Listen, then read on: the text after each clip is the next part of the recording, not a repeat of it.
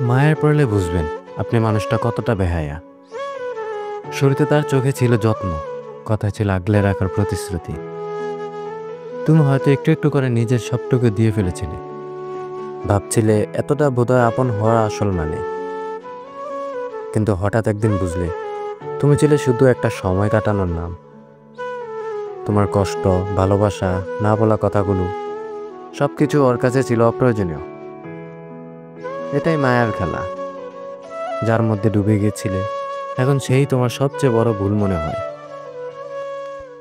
এখন সে তোমার দিকে তাকায় না, উত্তর দেয় না, তবে নিজের মতো করে বাঁচে, যেন কিছুই হয়নি কখনো। কিন্তু তুমি তুমি এখনো রাতে জেগে থাকো, ভাঙা স্মৃতিগুলো বুকে ধরে, আর ভাবো এতটা বেহায়া মানুষকে এত মায়া কেন দিয়েছিলাম।